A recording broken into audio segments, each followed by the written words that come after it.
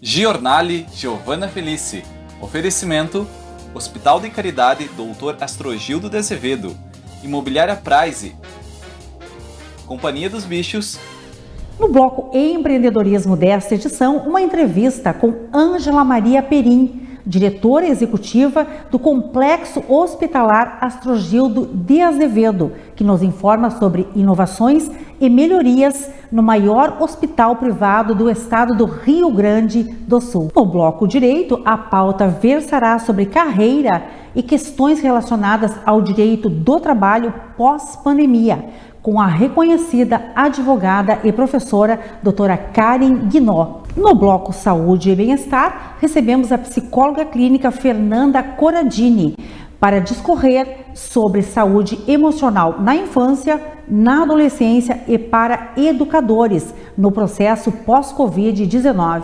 E no bloco Cultura, a participação do músico Jairo Lambari Fernandes, 30 anos de carreira artística e shows 100% com músicas autorais. Giornale, um programa que prioriza a importância da qualidade na informação. Bloco Empreendedorismo.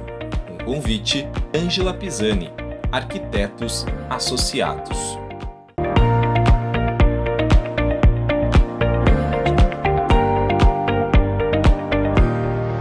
Olá, está no ar o Giornale, um programa dinâmico que leva até você informações com qualidade e responsabilidade. Empreendedorismo na área da saúde é o destaque desta edição.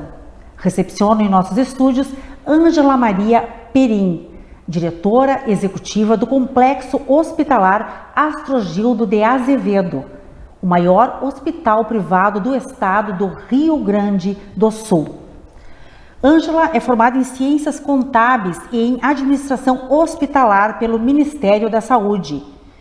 Pós-graduada em Custos, Orçamentos e Controladoria, com MBA em Administração e Direção Hospitalar, Master em Organizações pela Fundação dos Administradores de Porto Alegre e Fellow do Colégio Brasileiro de Executivos da Saúde.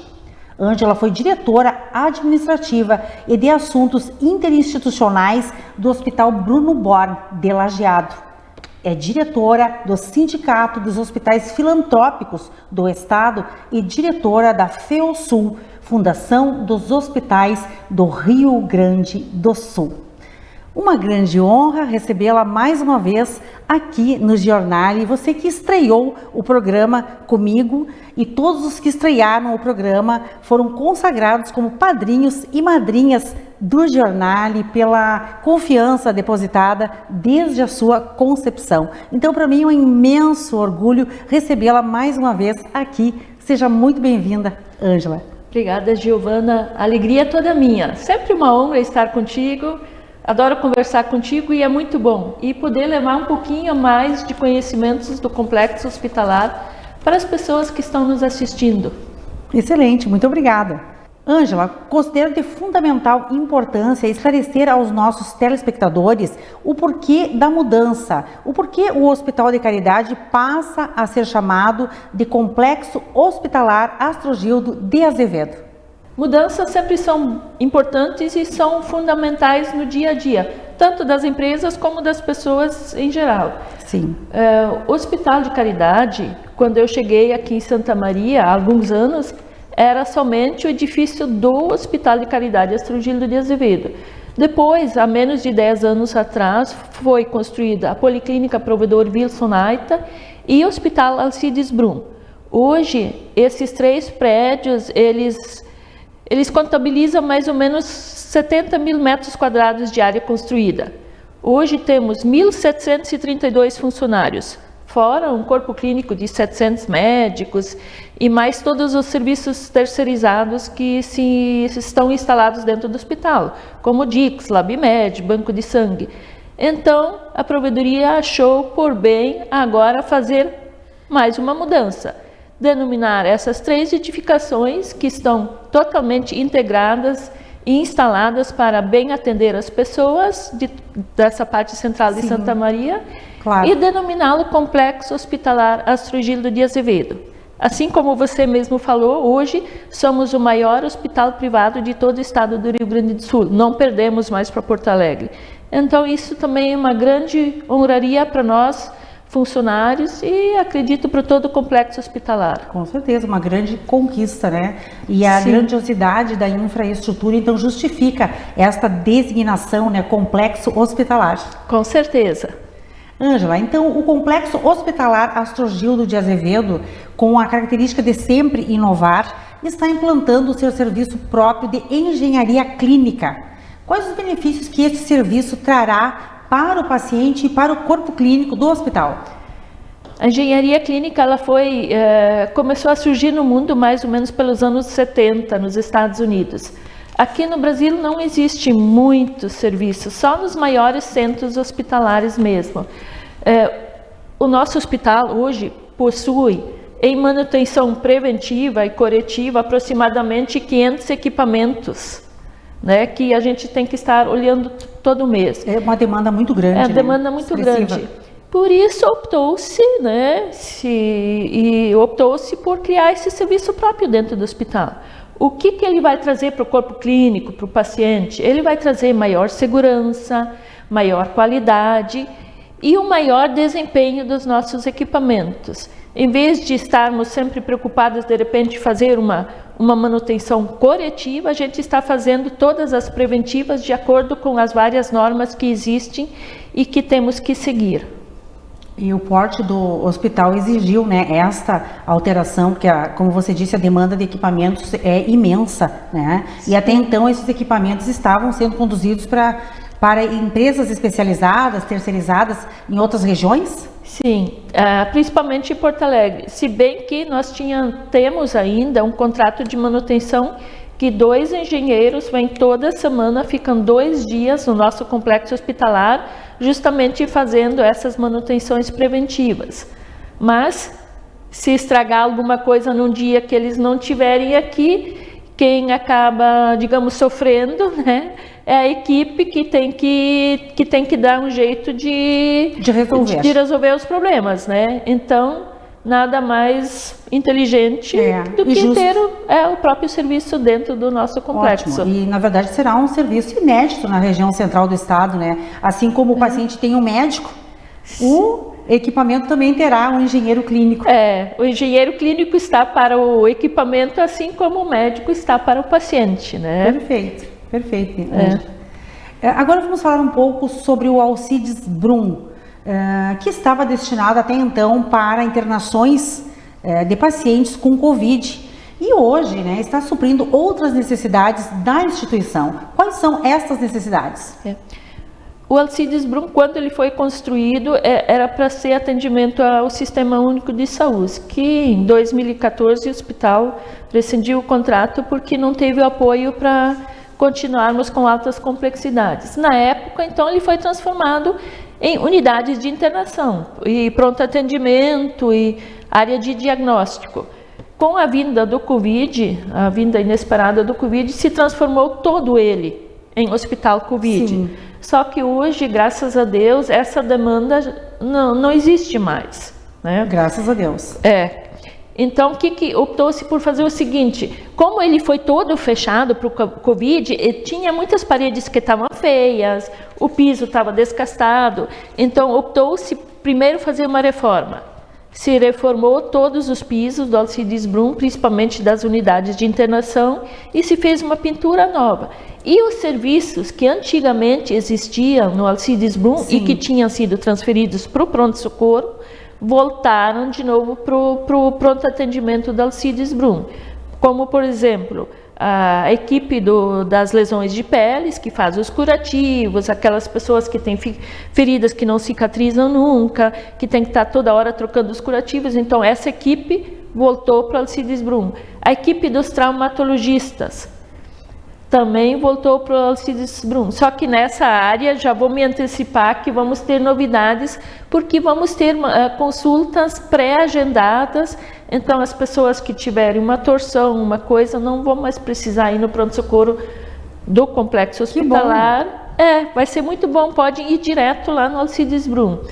E uma outra coisa muito importante que nessa pandemia, no dia a dia que a gente vai passando no hospital, que a gente nota as necessidades. Nós temos hoje o nosso serviço de oxigenoterapia hiperbárica. Contamos com 2 câmaras hiperbáricas. O hospital recentemente adquiriu mais 3 e nós vamos ter 5 câmaras hiperbáricas e nada mais justo do que esse serviço estar do lado do grupo de lesões de pele, né? Claro. Então, estamos reformando toda uma área significativa lá no Alcides Brum para instalar esse novo serviço. As mudanças são sempre para o melhor, né? Com certeza. Do paciente, né? Da população que utiliza o hospital. Isso, porque temos que sempre ter em mente as necessidades das pessoas, que com o passar dos anos, assim como qualquer empresa, elas acabam mudando, né? Claro. Há muitos anos atrás, pediatria, não existia hospital sem pediatria, e era uma área enorme. Hoje, pediatria é uma área bem menor do que... Sim, ainda mais o hospital, né, com o porte, né, a proporção que ele tomou, né, então exigem várias mudanças e frequentes, né? Sim. E o hospital, vale salientar que administrou da melhor maneira, né, toda a questão pandêmica e todas essas alterações, né, que é uma exigência de acordo com a vigilância sanitária também, não é, Ângela? Com certeza. Acredito que fizemos o melhor que a gente podia ter feito. Que bom. E o complexo hospitalar, ele investe constantemente em sua infraestrutura e está reformando algumas unidades. Como estão essas mudanças? Como estão acontecendo? Bom, o hospital agora em setembro fez 118 anos, né? Então ele é mais Parabéns. do que... Obrigada. É mais do que centenário. E as estruturas são antigas. Tem muitas estruturas que, pelo que me comentaram, que eu estou bem há pouco, digamos, mal 10 anos aqui em Santa Maria, mas pelo que me falaram, tem muitas estruturas que praticamente não foram ainda reformadas. Restauradas, né? Na sua íntegra. Com certeza. E o hospital começou há 2 anos atrás, antes da pandemia, com a reforma de unidade por unidade. Agora nós estamos reformando uma unidade que era um antigo restaurante que ficava dentro do hospital. Com a policlínica, tem um restaurante na policlínica, então aquele ficou desativado. Então estamos reformando este restaurante e nesse espaço também tinha o Star Médico. Então, também estamos tirando o Star Médico de lá, então estamos fazendo a obra do antigo restaurante, que se tornarão mais 17 leitos, o Star Médico, a unidade 320, que é uma unidade que também estamos reformando.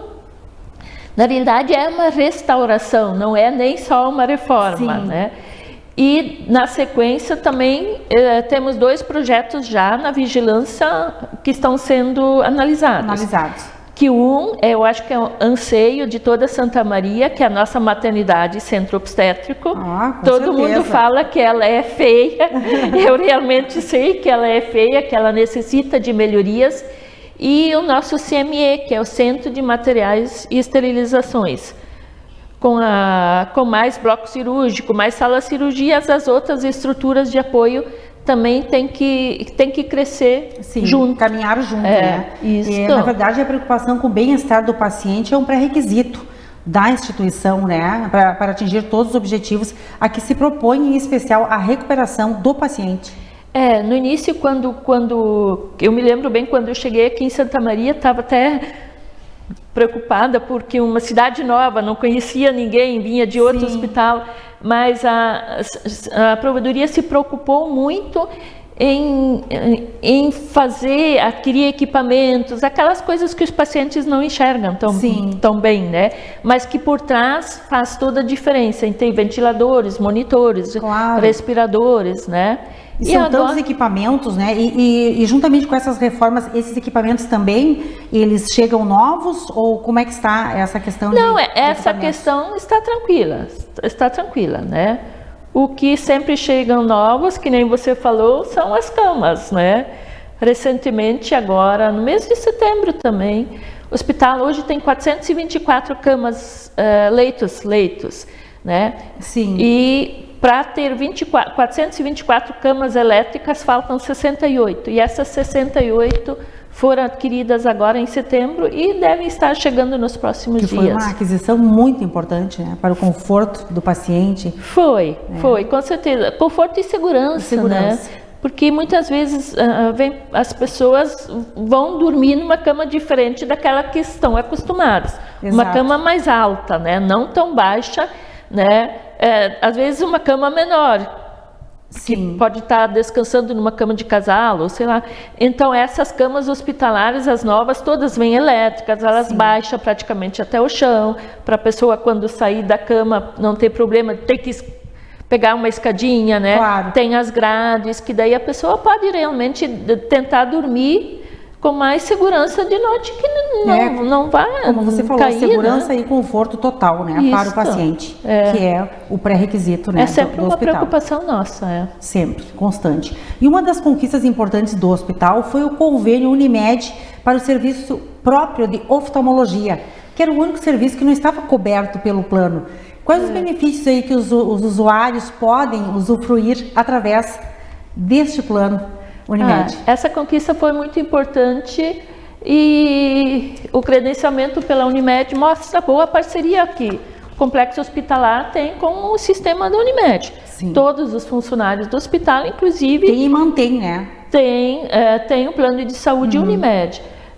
Isso para nós foi importante porque o paciente, quando ele vir consultar no complexo hospitalar, digamos que ele tenha que fazer uma tomografia do olho, ou um outro exame, que eu não me lembro os nomes agora, mas nós temos 10 salas, 10 consultórios e temos várias salas instaladas com os seus equipamentos, né? Então o paciente pode vir consultar, pode fazer o seu exame, o médico já interpreta na hora, e se por uma aventura ele tiver que fazer uma cirurgia de olho, já sai com ela agendada e falta só pegar a autorização da Unimed, no caso, e já sai fazendo. Na verdade, agilizou o processo todo. Com certeza. Muitos pacientes são de fora. Tu imagina o transtorno. Um dia vem para consultar, outro dia tem que fazer o exame. E o outro autorizar. E um outro para buscar o resultado, né? E inviabiliza. Inviabiliza. Fora autorizar, que nem você falou, né? Exatamente.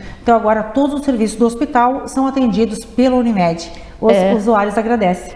Com certeza, obrigada. Isso. Muito bom. Ângela, e como gestora do hospital, além do que já informamos aqui, o que mais vem de novidades aí que a população pode contar? Bom, como o hospital é centenário, as reformas estão sempre na pauta, né? Mas como gestora também, se eu me coloco assim, tipo, a responsabilidade que se tem, tipo, quantas pessoas dependem do hospital, quantos funcionários, quantas famílias, né? E é uma depende desse imensa. emprego. Então, eu estou sempre também focada e preocupada com a sustentabilidade do hospital, com a melhoria dos processos.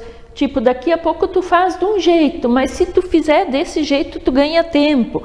Pode agilizar uma cirurgia. Então, todos esses processos estão sempre em constante análise e um olhar assim minucioso para que se pode melhorar, né? Sempre. Atualmente, nós temos várias ideias, né? Que nem melhorias que a gente está pensando, fora as melhorias da pintura do hospital, que nem eu já falei, era uma restauração, fora as reformas das unidades, a compra dos equipamentos. Nós estamos agora pensando em energia solar, em acreditação, né? Também estamos pensando numa maior informatização e agilidade dos sistemas informáticos dentro do hospital, né? Integração dos mesmos, para o médico poder prescrever de repente de seu consultório. Então, são uma série de novidades que a gente está analisando e avaliando. É um trabalho constante, né? Sim, não para nunca. Muito zelo, muito comprometimento, muito carinho. Né? Que nem eu sempre te disse, que eu sou apaixonada por hospital, né? Não sei fazer outra coisa, então... Percebe-se isso, por isso que faz tão bem, desenvolve tão bem a sua entrego função. De corpo e alma para dar o melhor, né? Para que tudo aconteça pelo melhor, não é, Ângela? Isso, porque hospital é uma coisa diferente. Sempre digo, a gente trata com pessoas e cada pessoa é diferente. Não tem nenhuma pessoa igual. O que pode ser bom para mim pode ser péssimo para você, né? Exatamente. Então a gente tem que estar sempre focada em oferecer o melhor, em disponibilizar o melhor. Só que também com segurança e qualidade. E com médicos qualificados e uma equipe de funcionários também qualificados. Porque tem que haver uma integração e uma união do todo para funcionar bem.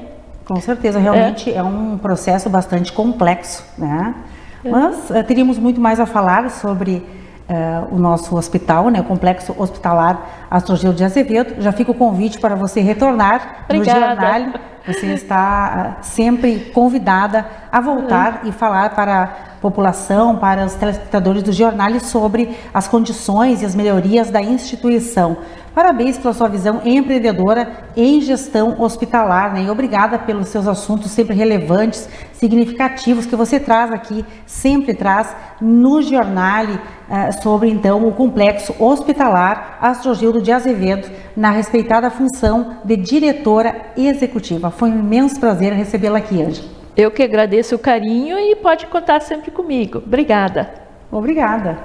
A seguir, no bloco direito, a participação da advogada e professora doutora Karen Guinó. Volto em instantes.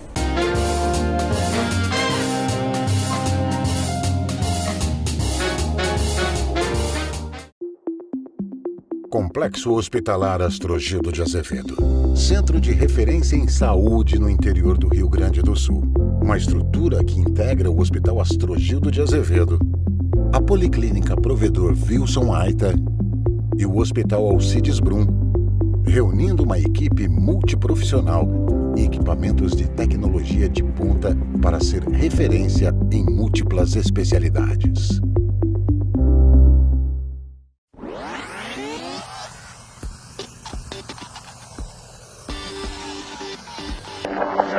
É um sonho de apartamento, é o meu sonho de apartamento. E, gente, vem comigo e olhem essa vista. Eu acredito que a maioria das pessoas tenham este sonho.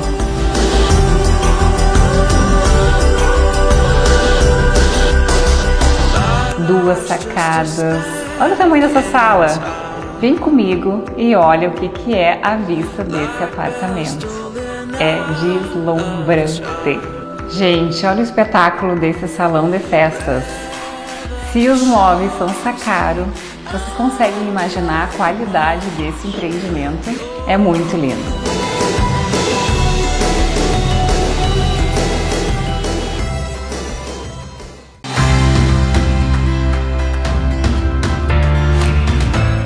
A Constituição Federal, no artigo 5º, inciso 38, estabelece que os crimes dolosos contra a vida serão julgados pelo povo.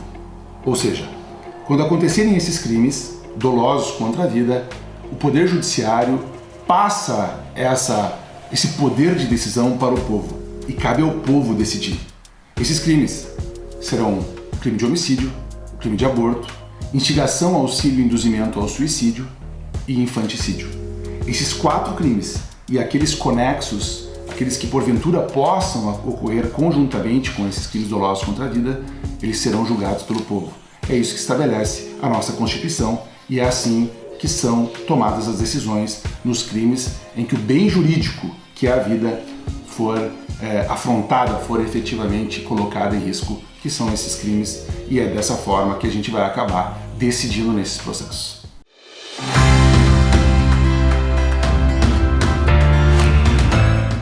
Posto de Molas Favarim, com a tradição de 52 anos em serviços autorizados para grandes empresas em nível nacional e internacional. Ao longo da sua trajetória, o Posto de Molas Favarim recebeu vários prêmios de qualidade profissional e empresarial, local e estadual. É especializado em suspensões pneumáticas convencionais, sistema de válvulas pneumáticas, sistemas de freios, escapamentos e válvulas. Conta com um grande estoque de molas e peças para venda. Faça uma revisão periódica para sua segurança a cada 100 mil quilômetros rodados.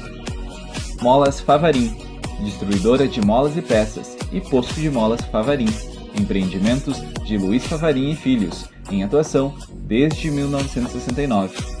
Molas Favarim e posto de molas Favarim, na Avenida Oswaldo Cruz, 1442, em Santa Maria.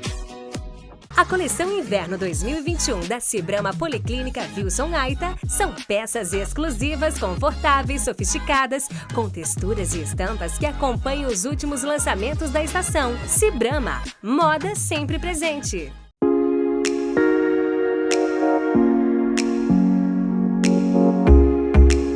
Olá, eu sou a arquiteta Ângela Pisani, faço parte do escritório Ângela Pisani Arquitetura.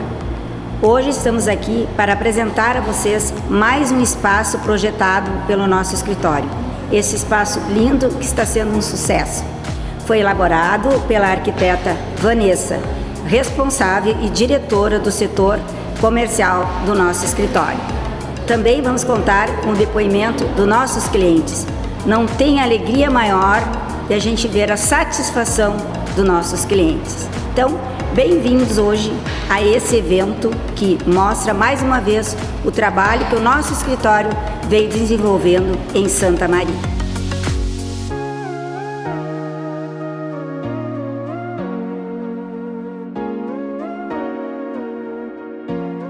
Quando a gente decidiu unir as duas lojas, a gente sabia que a gente ia ter vários desafios pela frente, né? E um deles era a realização do projeto dessa loja. E o maior desafio, né, era unir as duas marcas, as duas lojas em um só lugar.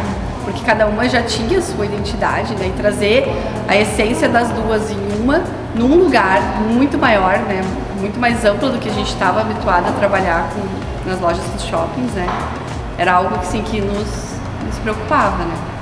E as gurias conseguiram unir muito bem essa proposta, né, na loja nova de unir as duas lojas. A Vanessa, ela já tinha trabalhado com a gente, né, no projeto das outras lojas, então ela já tinha a essência da loja e junto com a Ângela e as gurias, elas conseguiram trazer tudo que a gente queria, né, e principalmente, assim, deixar a loja, mesmo que ampla como ela é, né, aconchegante, que a gente tinha muito medo, né, de perder isso, né, que a gente tem nas nossas outras lojas, né.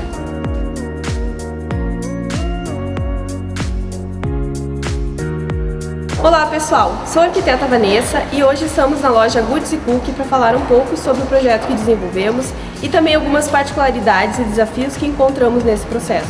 Um deles foi a junção de duas marcas conhecidas e queridas na cidade em um só espaço. Cada uma tem uma identidade própria e uma linguagem visual diferente, então tivemos que escolher quais elementos visuais iriam prevalecer e o que poderia funcionar melhor para agregar as duas marcas. Por ser uma loja de rua, algumas soluções utilizadas nas outras lojas, que são em shoppings, precisaram ser repensadas. A diferença nas dimensões do local também contribuiu pela busca de novas soluções. Um diferencial que vale a pena mencionar e que está fazendo bastante sucesso é o espaço instagramável, que hoje em dia já pode ser considerado indispensável em um projeto comercial de varejo.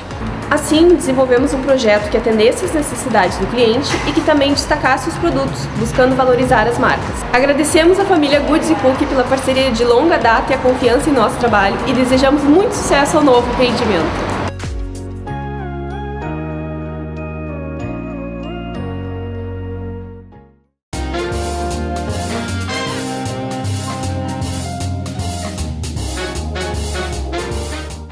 Bloco Direito, um convite, Tudo em Grãos e Sul Contábil, assessoria empresarial.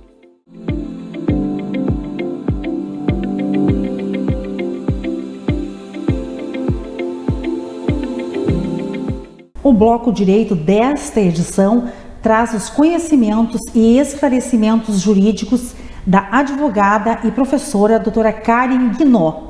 Formada em Direito pela Unicinos, especialista em Direito do Trabalho e Processo do Trabalho e mestre em Direito pela mesma instituição. Possui doutorado em Direitos Humanos e também é doutora em Engenharia pela Universidade Federal de Santa Maria. Professora do curso de Direito da Universidade Luterana do Brasil, campus Santa Maria, instituição na qual foi coordenadora do curso de Direito pelo período de 7 anos. É integrante do Conselho de Ética da Ordem dos Advogados do Brasil, subseção Santa Maria, e advogada militante em causas trabalhistas há 24 anos. Estou muito feliz com sua ilustre presença aqui em nossos estúdios. Seja muito bem-vinda, doutora Karen Guinot. Eu que queria agradecer, Giovana, a oportunidade, o prazer, a honra de estar na TV Santa Maria através do teu convite, né? Que é uma pessoa que eu tenho em elevada estima e admiração, e poder compartilhar um pouquinho do que está acontecendo no cenário de hoje, né? Pós-relações trabalhistas, o que aconteceu após a pandemia, né? E outras vertentes também do profissionalismo, da advocacia, que eu tenho muito orgulho da categoria que integro, sabe? Que bom, tenho certeza disso. Com muito certeza. obrigada pelo carinho, e a admiração é recíproca. Doutora Karen Guinot, você que é advogada e professora, qual é a relevância da advocacia para a docência? E de que forma também a docência contribui para o aluno aprovar na prova da OAB? Prepara, né? De que forma ele prepara? Eu diria assim, ó, Giovana, em especial, tá? Por exemplo, nas disciplinas que eu trabalho mais com o pessoal que já está quase saindo do curso, que é a disciplina de processo trabalho. Antes, claro, dou toda a formação na parte de direito do trabalho, sim, onde eles aí galgam a parte teórica para depois aplicar na prática. Então, por exemplo, quando a gente chega nas disciplinas práticas, que são as disciplinas de estágio, essas disciplinas acabam, né, preparando depois para a advocacia, preparando não só para a prova da OAB, mas para um exercício regular da advocacia. Então, o conhecimento que o aluno precisa ter para sair da universidade, né, com ética, porque passam pelas disciplinas de ética também, sim, a formação teórica e depois a formação técnica, que é saber sentar, fazer uma petição, né, clara, limpa, objetiva, com boa fundamentação, com boa argumentação, isso tudo a universidade acaba com certeza preparando. Então, assim, e nas disciplinas de processo é onde eu sinto mais essa questão que a gente bate muito em cima, claro, né, porque a parte teórica os alunos vêm, mas depois eles precisam saber sentar e trabalhar. Né? Sim, que isso é determinante, né? Com certeza. E é essencial você preparar o discente, né, para a prova da OAB, como você bem disse, uma vez que a prova, né, é o que o habilita para o exercício da advocacia, né? E também vai distingui-lo ou não na sua carreira.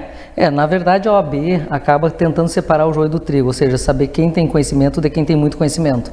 Né? Porque enquanto representante assim, dos interesses do cliente, da gente, a gente tem que tentar, sim, fazer o melhor.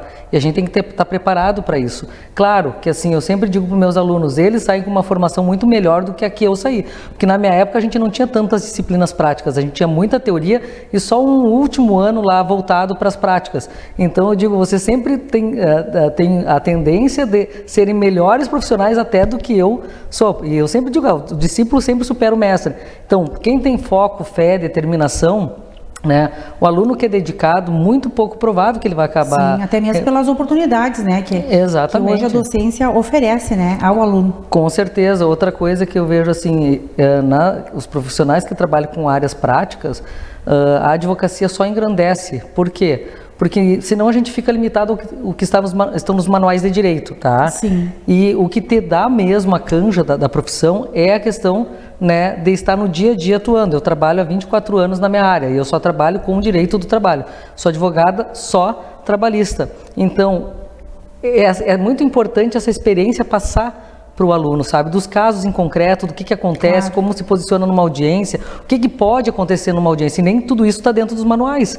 Né? Porque, sim, tudo que pode acontecer no campo jurídico é muito mutável, muito mutante, inclusive. Né? As relações de trabalho vão mudando, novas formas de trabalhar vão surgindo, normalmente num cenário de pandemia, né? O trabalho informal passa a ser uma busca para quem perdeu o seu emprego. Então, o profissional do direito, ele tem que estar sempre se reciclando e se atualizando com tudo que acontece. Sempre se aperfeiçoando. E essa experiência é importante para dentro da sala de aula. Claro. Eu não me visualizo sem a docência, sem a advocacia voltada para a docência.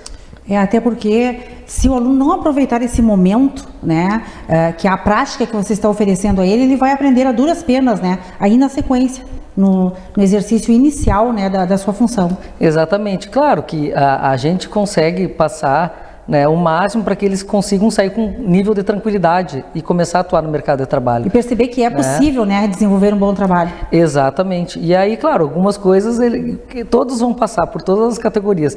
Todo início de profissão vai ter aquela ansiedade, né, na primeira, segunda audiência, mas isso você vai melhorando. Eu digo sempre que o direito é uma profissão emblemática, assim como o golfe, né? Que o golfe, que é um esporte, quanto mais velho tu fica, melhor tu é. Porque tu pega a Ótima técnica, comparação. né? O direito Realmente. é uma das poucas profissões que eu vejo que quanto mais velho a gente for, melhor a gente é. Melhor Porque mais experiência a gente tem, mais a gente viu coisas semelhantes para poder ter essa experiência, né? E melhores advogados a gente acaba sendo, né? Excelente, melhor argumentação. Com certeza. Você também é doutora em engenharia, né? O que a levou a aprofundar seus conhecimentos nesta área?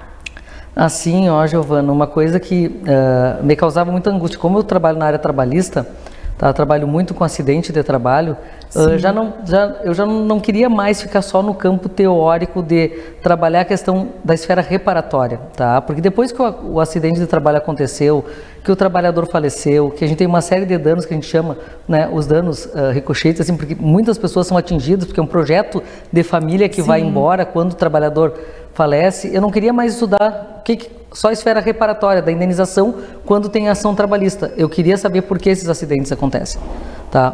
Qual é, vamos dizer, em termos de percentual, em termos de estatística, por que eles ocorrem, se é por culpa do trabalhador, se é culpa do empregador, se é culpa concorrente, se é ato inseguro, condição insegura, se as duas coisas juntas num evento. Então eu resolvi ir para uma esfera mais prática e fui buscar no campo da engenharia, né, essa pauta diferenciada, e tive maior suporte, apoio dos professores da engenharia.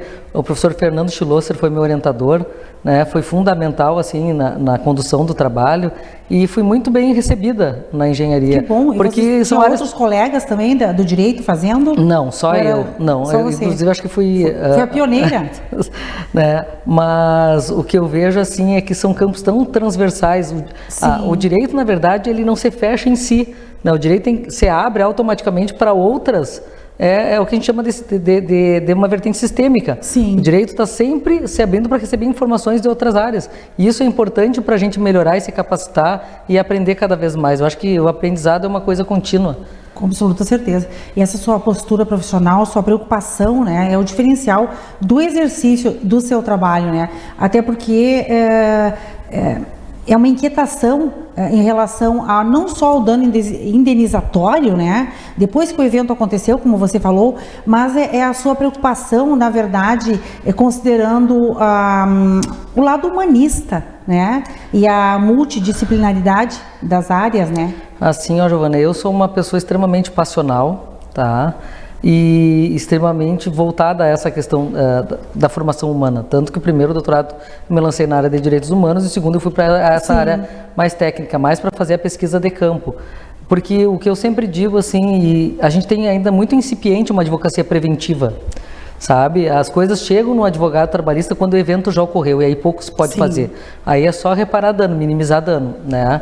Mas a ideia é que o que há de mais importante em qualquer atividade empresarial, comercial, rural, industrial, é o material humano que se tem, porque isso não se recupera. Né? Então, por exemplo, uma máquina quebrou, uma máquina variou, uma máquina deu problema, né? Isso tu consegue, né, repor. Agora, o material humano que se perde, né, e a quantidade de danos, reflexos que isso surge, né, no esteio daquela família que perdeu o trabalhador, isso é muito sério. Buscar então, a origem, né? Exatamente. Então eu fui estudar, e aí assim, numa pesquisa conclusiva da amostragem, a maioria dos acidentes poderiam ter sido evitados. Olha só que interessante. Então, assim, agora até fui quase intimada para publicar, tô fechando com uma editora para publicar o resultado da minha tese, né? Mas a questão é trabalhar em cima da prevenção.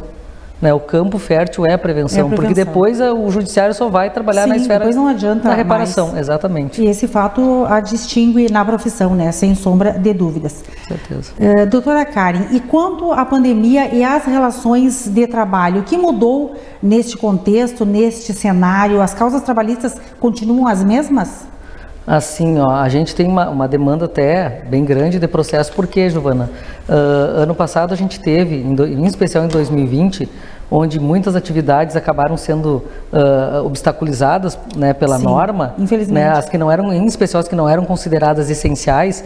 Então se criou um cenário muito complicado de insegurança né, dos empregadores. Então, muitas empresas, quem não tinha uma boa reserva e não sabia por quanto tempo iria atuar, porque um mês estava aberto, outro mês estava fechado, 15 dias abria, Sim. 15 dias fechava, não tinha como saber se teria como condições financeiras de manter os funcionários. Então, por exemplo, tem empresas que eu presto assessoria que quem não tinha, né, de muita bala na agulha de reserva, teve que se desfazer da mão de obra. Então, acabou mudando, né, porque a gente teve muita rescisão de contrato, quem pôde segurar acabou optando pela suspensão dos contratos, que a legislação veio e deu essa possibilidade de suspender os contratos, e muita gente mudou de área. Por exemplo, o pessoal do ramo artístico em especial teve que se reinventar, né? Porque não tinham festas, não tinham eventos, né? E as pessoas profissionais que mais sofreram, eu entendo, também foram os que... A palavra do momento foi a reinvenção. Exatamente. Né? Mas que bom e importante que o direito do trabalho também acompanhou todas as nuances, né, de mercado e que se mantém atento aos trabalhadores. Sim, e a gente vê até que o olhar do judiciário sobre isso foi bem flexível, né, porque conseguiu, que nem eu digo, lidar com muita empatia, né, com os dois lados, porque não adianta, sempre o empregador é ele que assume o risco da atividade, então ele tem que saber se ele tem como manter esses funcionários a curto, médio ou longo prazo. E aí o judiciário também se tornou sensível a isso, né? Na verdade, foi um grande exercício de humanidade para todos. Foi. E novas, o que aconteceu muito? Como veio uma informalidade maior, porque muita gente perdeu o emprego, também surgiram novas formas de trabalhar, né? Se intensificou muito o trabalho em home office, o teletrabalho, ou seja, o trabalho telepresencial de qualquer natureza. Por quê? Porque as pessoas não podiam estar nos locais de trabalho. Então foram buscar novas formas de produzir, né, para manter novos talentos, né? Com certeza. Não imaginavam que tinham tantos talentos. Exatamente. Né? Forçosamente foram em busca e conseguiram. Né? Olha. Isso foi impressionante, realmente. Mas a tendência é coisa normalizar, a gente já está vendo que está. Exatamente. E agora, então, nós podemos afirmar que nós estamos em um momento de crescimento? Eu vejo que sim, né? Pelo menos não mais de retrocesso como a gente estava. Sim. Né? Porque na medida em que a relação econômica acaba apertando o cerco, o empregado acaba abrindo mão, às vezes, de direitos, o que não pode, né? E então a gente tem uma outra vertente de crescimento agora, né? Porque muita gente acabou precarizando as relações de trabalho, teve que precarizar, né? E os trabalhadores foram precarizados em função, ou se mantém o emprego, né? Senão a gente não consegue levar adiante. E agora não, a gente está vendo que, né, a nossa economia está voltando, a gente está conseguindo, né, fazer as coisas que fazíamos antes, né? Eu digo, agora a gente está lutando até pelo direito de respirar livremente, né, de trabalhar livremente, sem amarras, respirar livremente, de produzir, de se juntar, de confraternizar, né? Eu sinto muita falta ainda. Todos estamos sedentos, né, desse convívio social. Com certeza.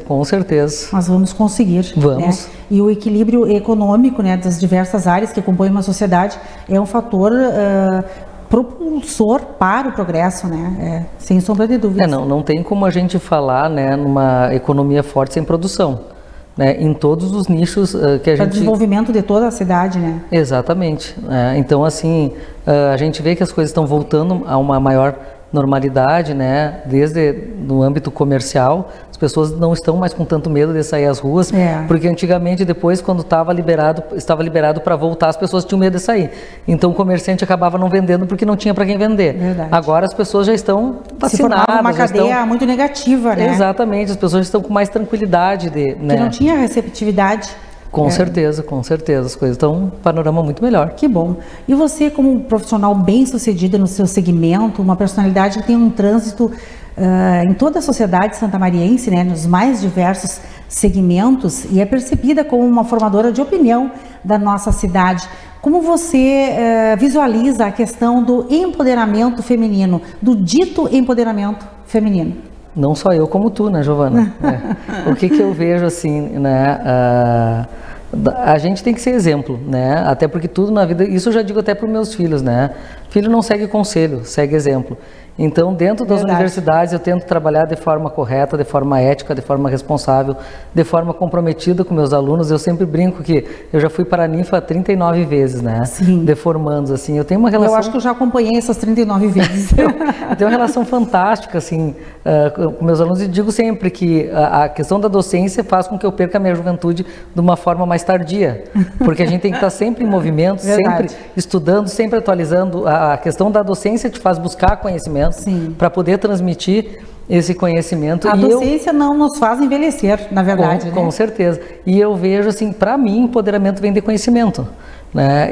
Esses dias até eu fiz uma menção à doutora Rossane Schuch Boeira, que é uma pessoa que eu tenho em estima também e admiração, botou um post e eu fui fazer uma articulação sobre aquilo.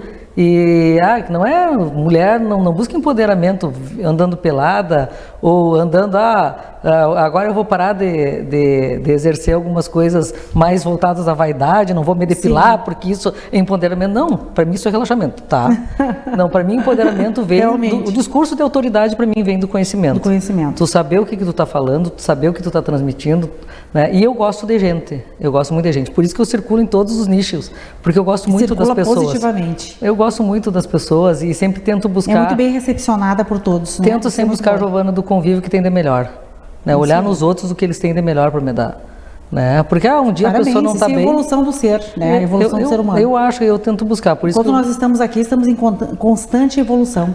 Eu brinco que quando eu tive o Covid, o que me tirou do Covid, que eu fiquei, né, me ajudou um pouco, foram as orações, né, de todos os lados assim da cidade.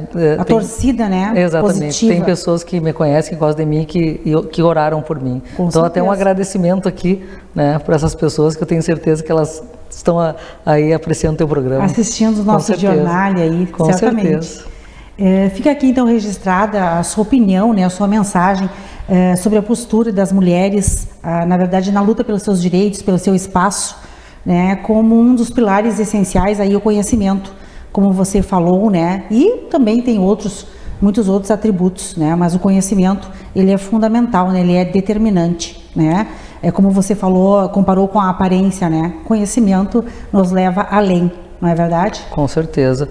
E eu vejo a mulher, ela tem uma tendência ainda a ter um sucesso mais fácil nas coisas que ela se determina a produzir, né, ou a trabalhar, porque a gente acaba sendo multifocal, né, a gente consegue fazer muitas coisas bem feitas ao mesmo tempo, né, e sem perder foco. A gente até tem estudos assim em áreas comerciais bem importantes de que as mulheres estão cada vez atingindo um patamar mais alto no nível dos cargos, tá? Por quê? Porque aquela coisa, elas têm comprometimento com a família, elas sabem quanto aquele emprego é importante, então elas vão dar o melhor de si, né? Seja em que nível for. Porque elas têm uma família com uma expectativa, elas têm os filhos para prover sustento e tudo mais. Então, ela consegue administrar o todo, né? São características da mulher. E eu sempre digo para os meus alunos assim, vão atrás, porque com foco, fé, determinação, responsabilidade, né, muito estudo, a gente vai aonde quiser. Eu brinco por mim, porque na época de colégio, eu gostava mais das relações sociais do que no colégio. E o meu pai, inclusive, dizia, não, isso aqui vai ser carregadora de livro. Eu digo, tá aí, viu? A gente, no momento que tu passa a lidar com o que tu gosta e que tu faz com amor... É verdade. Né, eu sempre você é uma excelente advogada hoje. O plantio é facultativo, a colheita é obrigatória. Impossível que alguém que vai trabalhar árduo, que vai trabalhar duro, que vai se dedicar, né, e que vai buscar nas oportunidades uma forma de crescer, de conhecimento, né, não vai colher sucesso lá na frente. Com certeza. Uma coisa é consequência da outra. Né? Eu vejo assim, pelo menos, as coisas. Certamente. Doutora Karen Guinot, eu agradeço a sua presença, a sua expressiva participação aqui no jornal e as suas considerações pertinentes no bloco Direito de hoje. Foi um imenso prazer recebê-la e volte sempre. Eu que agradeço, sempre às ordens, querida. Muito obrigada, muito obrigada. No próximo bloco, a presença da psicóloga clínica Fernanda Corradini. Volto após o intervalo.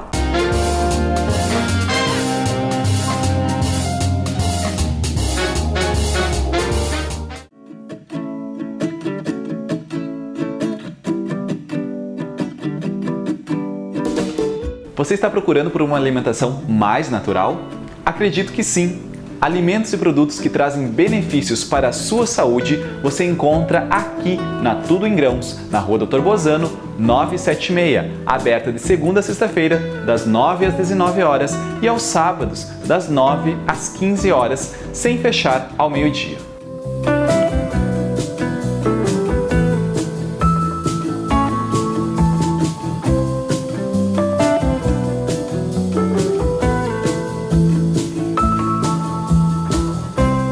se você quiser fazer um pedido de produtos do conforto da sua casa, você pode fazer a sua encomenda pelo WhatsApp 55 33 47 26 20. Tudo em grãos, tudo de bom para a sua alimentação.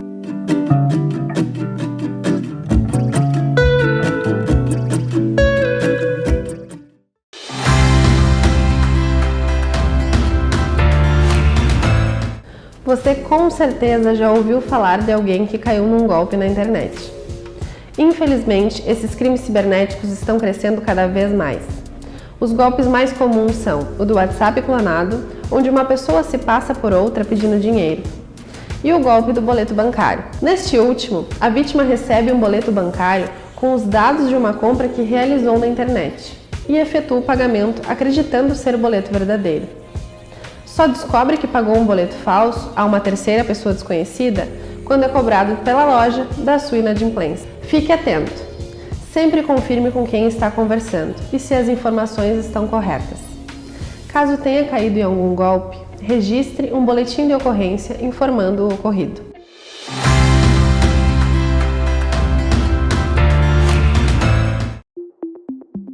Complexo Hospitalar Astrogildo de Azevedo.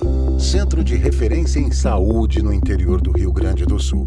Uma estrutura que integra o Hospital Astrogildo de Azevedo, a Policlínica Provedor Wilson Aita e o Hospital Alcides Brum, reunindo uma equipe multiprofissional e equipamentos de tecnologia de ponta para ser referência em múltiplas especialidades.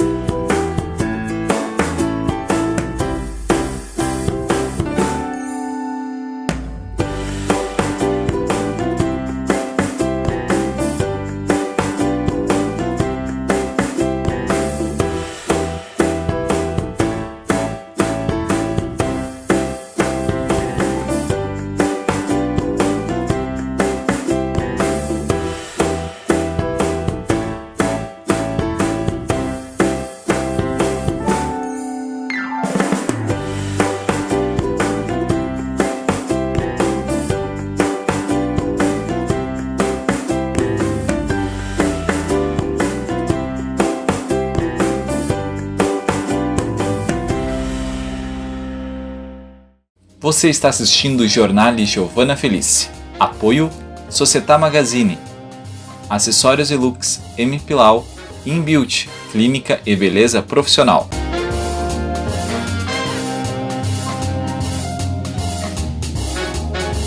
Bloco Saúde e Bem-Estar. Convite Ótica Norberto e Cibrama, tradição em estar na moda.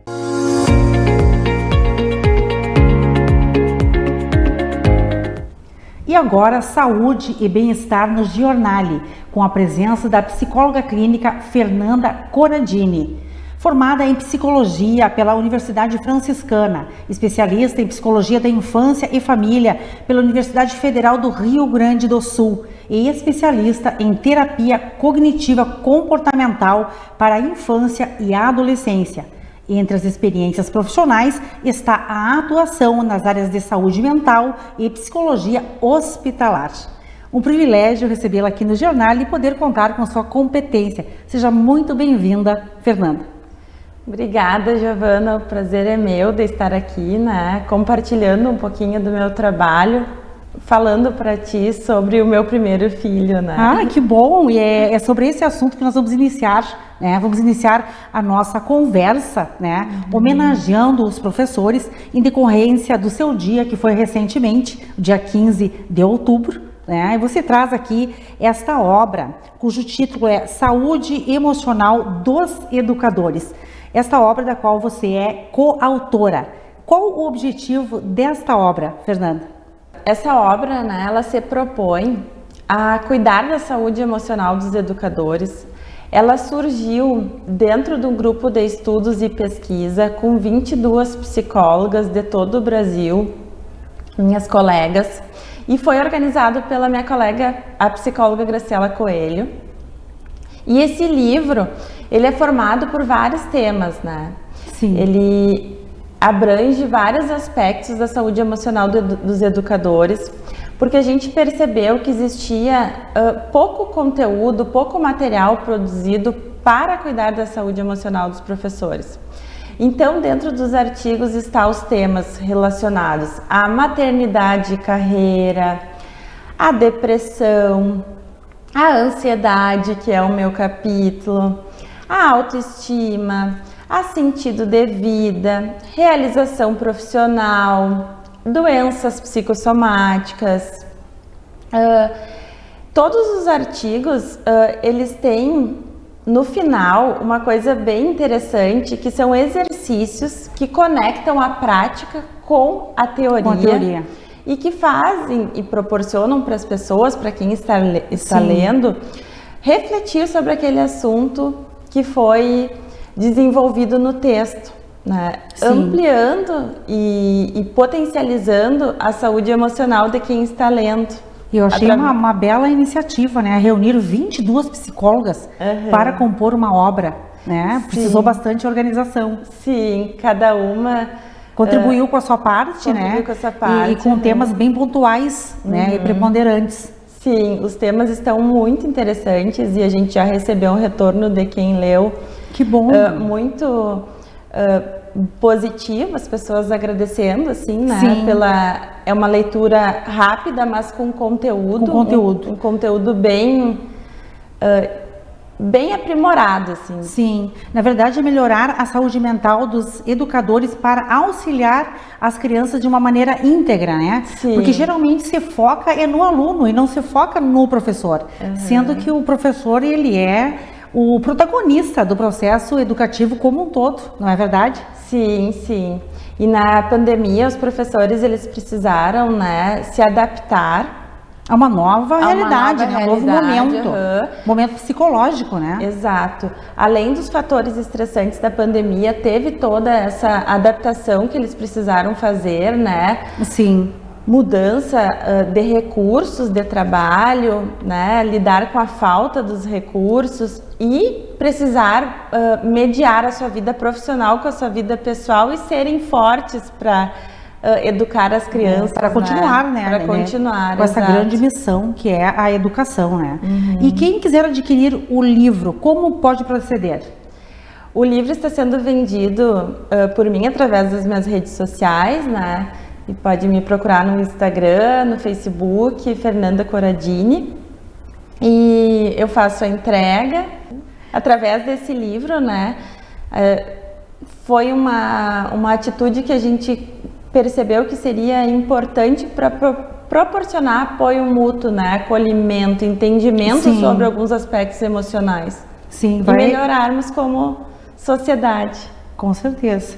Fernanda, seu foco principal são as crianças e os adolescentes. Como você desenvolve o seu trabalho? Então, eu trabalho com a abordagem da terapia cognitivo-comportamental, com enfoque para crianças e adolescentes.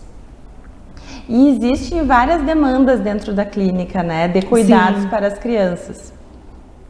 Então, a partir de cada demanda das crianças, e através das técnicas, da minha abordagem, de brincadeiras, eu auxilio as crianças a terem uma melhor compreensão das suas emoções, dos seus comportamentos, das suas dificuldades. Além da criança ter na terapia um espaço na qual ela possa falar, contar seus segredos, né? Um espaço protegido e entender porquê de determinados comportamentos e lidar com um turbilhão de emoções, né? Certamente. Na verdade, é um atendimento personalizado para cada necessidade da criança, né? E para o seu desenvolvimento. Sim. É um olhar bastante profissional, né? Dentro da psicologia. A partir de cada criança que eu recebo na clínica, né? Eu organizo juntamente com os pais ou cuidadores um plano terapêutico para plano de ação, né? Exato, para ela modificar os seus comportamentos, né? Entender os seus pensamentos e superar aquelas dificuldades. Exato. Né? eu também trabalho, né, dentro do atendimento com as crianças, dessas intervenções, com orientações aos pais, né, aos cuidadores e todas as pessoas que têm grande influência na vida da criança, pensando, né, nos aspectos da neurociência de que um ambiente positivo, né, um ambiente organizado emocionalmente é bom para o desenvolvimento cerebral. Sim. Muito bem. E em consequência da pandemia, você está organizando oficinas, né, com crianças para contribuir com esse momento crítico, né, de isolamento, um momento em que as crianças não puderam ir à escola, né, não puderam socializar.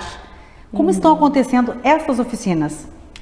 Então, as oficinas, elas surgiram a partir de um olhar que a gente teve nos nossos atendimentos individuais, de que as crianças estavam com prejuízo, né, pela falta do convívio social. E essas oficinas, elas estão sendo realizadas no meu espaço, né, o espaço Ser e Crescer, na nossa clínica. E Sim. elas são realizadas juntamente com a minha colega de clínica, a psicóloga Catiane. São oficinas de regulação emocional. Cada oficina, ela tem um enfoque de trabalhar alguma emoção específica. Ela é bem lúdica, ela tenta utilizar, a gente tenta, né, através das brincadeiras e das atividades, utilizar a parte motora, a parte sensorial, a parte cognitiva e a parte comportamental. Então, a gente percebeu assim que as crianças nessas oficinas, elas estavam se motivando muito a fazer as atividades sugeridas pela gente. Que bom! Né? Eu já ia perguntar para você de que forma você mensura, né, essa motivação, se as oficinas realmente fazem com que eles se tornem motivados, né, consegue visualizar esse retorno, porque na verdade é para recuperar um tempo perdido, né, das crianças. Sim. Através de técnicas da psicologia, né? Sim. E essas crianças realmente necessitam desse apoio, né? Exato.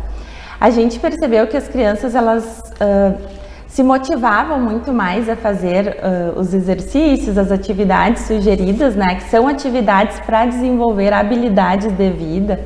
Sim. Atividades que desenvolvem relacionamento interpessoal, manejo de estresse, autoconhecimento, criatividade. E as crianças nos mostraram que aquela troca estava sendo muito produtiva para elas na questão da flexibilidade cognitiva e de desenvolver o pensamento autocrítico. Porque a gente percebeu que elas falavam bastante sobre as suas experiências, assim como escutavam a experiência dos outros e pensavam sobre soluções, sobre formas de manejar Sim. aquela situação. E elas saem bem contentes, assim, bem felizes. Que bom, muito importante esse trabalho, né? Essa iniciativa, parabéns. E para finalizarmos a nossa entrevista, para os papais e as mamães que estão nos assistindo, né? Como você vê a importância, então, da terapia para crianças e adolescentes? Na infância, é o momento na qual a gente começa a se desenvolver e se relacionar com o mundo, né? É ali na infância que a gente começa a moldar os nossos padrões de pensamento, Sim. as nossas formas de agir em determinadas situações. É uma fase muito importante, Muito importante. Para um adulto ser saudável, ele precisa ter sido uma criança atendida emocionalmente em todos os aspectos necessários, né? Então a terapia, ela vem a contribuir na educação infantil e no desenvolvimento da adolescência, tentando ampliar, né, esse conhecimento sobre as emoções, esse desenvolvimento emocional e tentando proporcionar aos pais que tenham entendimento sobre os comportamentos dos filhos, sobre o que gera aquele comportamento, qual que é o gatilho, Claro. né? Claro. Na verdade, a criança atendida emocionalmente em todos os sentidos, ela será um adulto, se tornará um adulto saudável. Sim. É isso, né? Todas as doenças, né, psicológicas, como depressão, transtorno de ansiedade, eles iniciaram, né, na infância. Provavelmente adultos que têm isso têm uma influência grande da sua infância, do modo com certeza, certamente. Como foi cuidado da infância. Claro. E muitas vezes os pais não conseguem visualizar qual é a necessidade emocional que a criança está precisando naquele momento, né? Sim, aí precisa da ajuda especializada. Exato. Né? E você atende crianças a partir de que idade? Eu atendo crianças a partir de 5 anos. A partir de 5 anos de idade. Isso. Ótimo. Fernanda, eu agradeço seus importantes esclarecimentos e importantes considerações referente ao trabalho que você desenvolve em suas áreas de atuação dentro da psicologia clínica. Com certeza foi de grande proveito a quem está nos assistindo. Um imenso prazer recebê-la. Obrigada. Um prazer estar aqui. E o Giornale continua à sua disposição. Ai, obrigada. No último bloco, você confere a participação do músico Jairo Lambari Fernandes. Não saia daí, na sequência tem mais Giornale.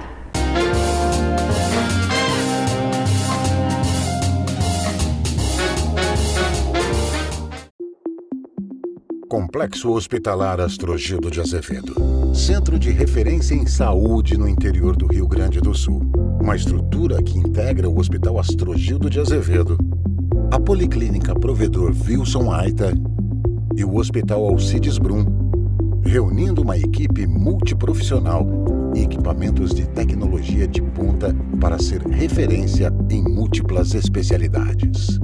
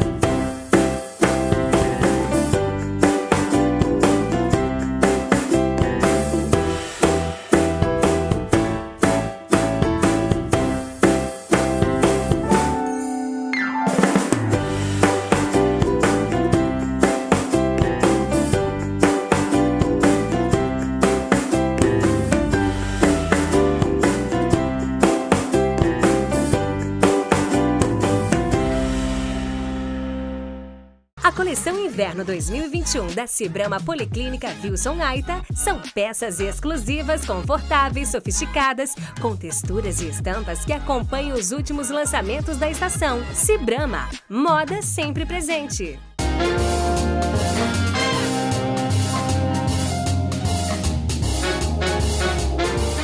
Bloco Cultura, um convite, Tecnosom, instalação de som e alarmes.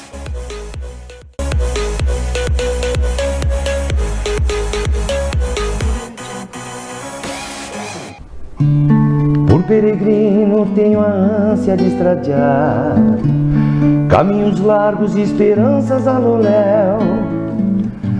Pedras e espinhos forjaram meu andejar. Por vezes faltou-me chão, mas nunca faltou-me céu. O compositor e cantor Jairo Lambari Fernandes, popularmente conhecido por Lambari, nos prestigia com sua presença e o seu grande talento aqui no Giornale. Natural de Caciqui, é reconhecido em seus 30 anos de carreira pelo romantismo aliado à vida do homem do campo, mas principalmente pela valorização da mulher explicitada em suas canções. Lambari carrega o sentimento na garganta em cada canção que interpreta, com uma mescla de regionalismo e brasilidade de suas composições. Uma das características notáveis em sua carreira são seus shows 100% com músicas autorais. Possui 3 CDs gravados. O mais recente contou com a participação do cantor Sérgio Reis e a apresentação do padre Fábio de Mello. Desde o início de sua carreira, participou de diversos festivais de música nativista e vem obtendo premiações que se destacam pela relevância no contexto artístico. Que prazer recebê-lo aqui no Giornale, Lambari, seja muito bem-vindo. Que honra, um prazer poder estar contigo, poder mostrar um pouco da nossa história, da nossa música, né? Uma honra muito grande. Ótimo, você tem uma grande história, né, no meio musical. São 30 anos, né? Sou fruto dos festivais de música regional e fazem 30 anos que a gente anda viajando, levando a nossa arte para tudo que é canto, né? E é muito legal isso, tu conseguir sobreviver da arte, né, e fazer o que tu gosta, né? Excelente. Nós poderíamos aqui aprofundar sobre seus 30 anos de carreira e também sobre a sua história com a música gaúcha. Mas eu pergunto a você, o que significa, né, para um músico do Rio Grande do Sul ter a sua música gravada como abertura do DVD do padre Fábio de Mello e ter parcerias com Sérgio Reis e ainda ser reconhecido no Rio Grande do Sul como Almir Sater gaúcho? Essa do Almir, eu sou muito fã dele, né? Natural, qual é o brasileiro que não gosta do som que o Almir e o Renato Teixeira fazem? Mas são referências musicais. São, com certeza, como tantos outros, né? E para mim é uma maravilha assim poder ser reconhecido por eles, né? Eu digo por eles, Padre Fábio, pelo Sérgio Reis, que se tornaram amigos, assim, né? E o Padre Fábio me deu a honra de apresentar o disco Cena de Campo, que é o trabalho mais recente. E tem uma participação muito especial com o Sérgio Reis, que a gente canta por Bem Dizer, que é uma canção nossa. E também nesse disco, e é um disco assim que, para mim, é um disco que foi o auge do meu amadurecimento como compositor, porque na verdade eu sou um compositor.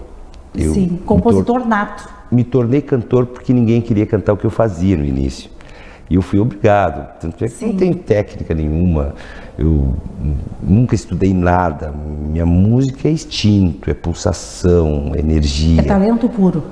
Não sei te dizer se é talento puro ou se é uma insistência muito louca minha, assim, né? Mas a minha música é assim, ela é simples, ela qualquer um entende o que eu faço. E essa sua relação positiva com esses artistas renomados deve-se pelo seu profissionalismo, né? Pela determinação com o trabalho e com os seus fãs que você vem apresentando ao longo desta trajetória. Tu sabe que a gente sempre teve uma responsabilidade muito grande quando a gente pega a caneta para compor e pega o instrumento. Porque nós formamos opiniões, nós passamos a fazer parte da trilha sonora da vida das pessoas. A gente tem que ter essa responsabilidade, eu sempre tive, desde que comecei a compor. O grande medo que eu tenho é decepcionar as pessoas que gostam do que eu faço. Esse é o meu grande medo. Tanto Por isso é que você é um sucesso. Tanto é que quando eu componho alguma coisa, eu sempre mostro primeiro para o Joaquim Velho, que é meu acordeonista, depois para o Felipe Radins, que é meu baixista, para a Mari, para minha esposa, que é minha produtora. Eu mostro para os de casa. Se eles gostaram daquele ali, eu posso mostrar. Se não... Sim.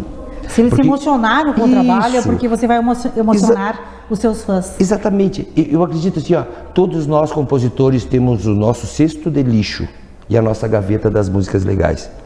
Só que a gente faz só que a gente não sabe se ela vai. Eu tenho uma canção no disco Cena de Campo que chama-se Náufragos. Para mim é a música mais linda que eu já fiz até hoje. Nunca ninguém pediu ela. Eu acho só. Então, a gente faz a música, agora se ela vai ser boa, não, quem vai nos dizer. Qual a aceitação que ela vai ter. Exato, é o público que vai nos dar isso. Lambari, você é um dos poucos artistas em âmbito regional e nacional que canta, né, as suas próprias músicas, as músicas de sua autoria. Pois é, como eu dizia, na verdade eu sou um nato compositor. Né? Exatamente, sou um compositor. Raramente canto alguma coisa dos outros. Tenho um grande parceiro de parcerias que eu faço melodia nos poemas dele, que é o Gujo Teixeira, aqui de Lavras, que é um grande compositor. Mas tem muitas coisas minhas, né?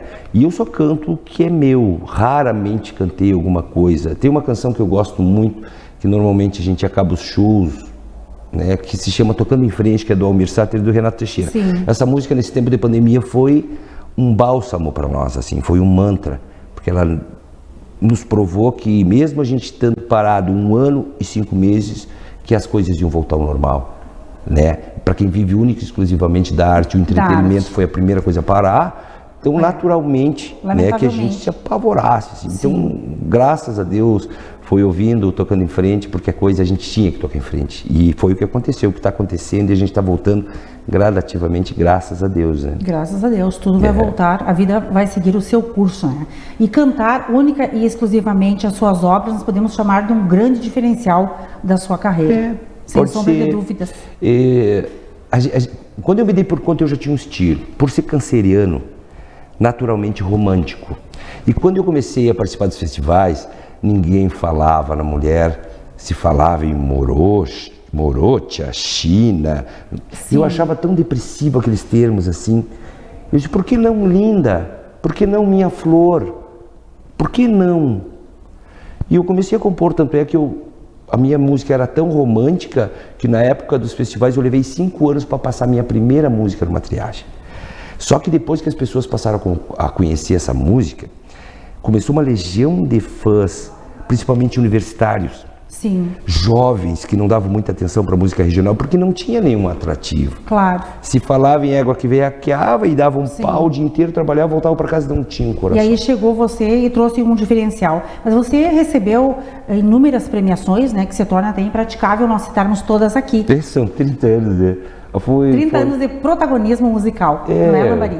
Foram prêmios assim que me incentivaram muito, muito a seguir fazendo o que eu estava fazendo. Acho que é um grande incentivo, toda e qualquer premiação, né?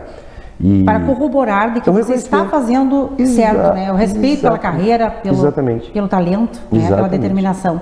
Bem, o romantismo da vida rural é a marca registrada da sua carreira, né? Como você mesmo disse, falou muito aí no romantismo, nós falamos no seu currículo também, e especialmente a valorização da mulher. E este foi um dos motivos que nós convidamos você aqui para nós homenagearmos as mulheres, porque nós estamos no mês Outubro Rosa, né? Além de nós falarmos da sua exitosa carreira, né? Nós queremos saber de onde adveio essa inspiração pelas mulheres. Como eu te disse, sou um canceriano nato, todo canceriano é romântico, né? E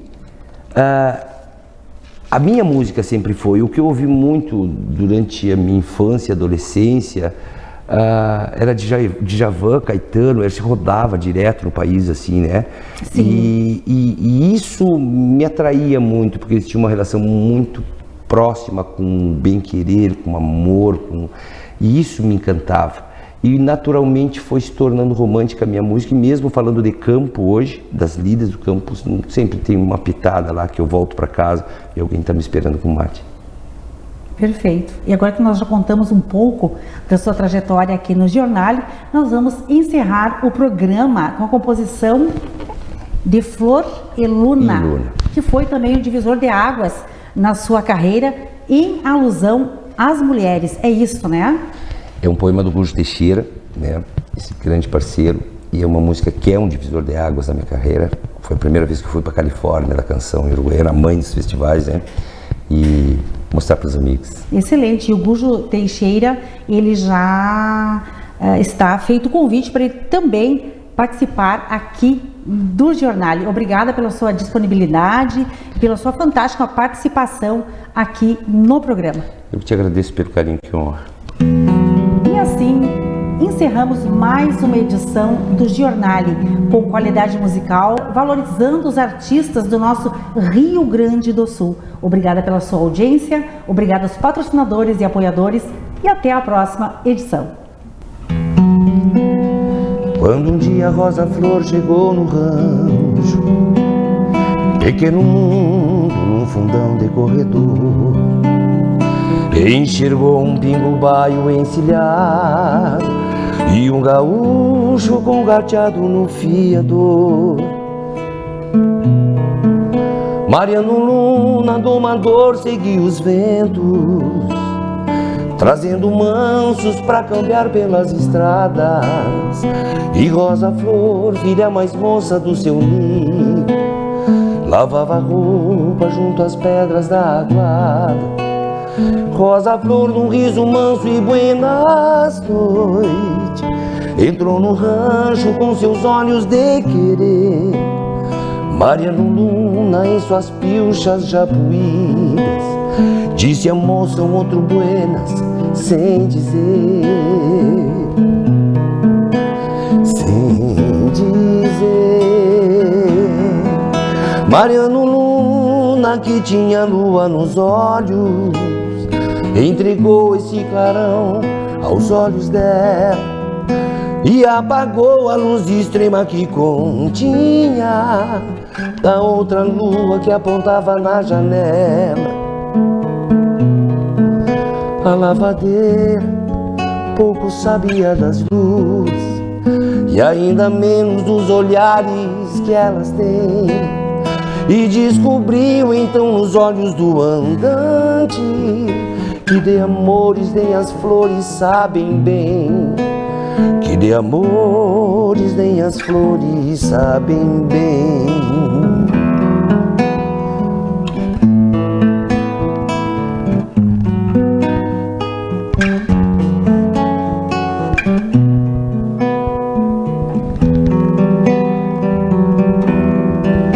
E o domador que só sabia desses campos sabia pouco do azul que vem das flores, mas descobriu depois de léguas de estradas que há muito tempo não cuidava seus amores. De Flor e Luna se enfeitou um rancho tosco, pequeno mundo num fundão de corredor, que sem saber ficou mais claro e mais silente depois que a lua debruçou-se sobre a flor. Ficou a estrada sem ninguém pra ir embora, e risos largos diferentes do normal, um baio manso pastando pelo potreiro e bombachas limpas penduradas no varal. No varal, Mariano Luna, que tinha lua nos olhos, entregou esse clarão aos olhos dela e apagou a luz extrema que continha da outra lua que apontava na janela. A lavadeira pouco sabia das luas e ainda menos dos olhares que elas têm, e descobriu então nos olhos do andante que de amores nem as flores sabem bem, que de amores nem as flores sabem bem. Você assistiu Giornale, Giovana Felice. Oferecimento, Hospital de Caridade, Dr. Astrogildo de Azevedo, Imobiliária Prize, Companhia dos Bichos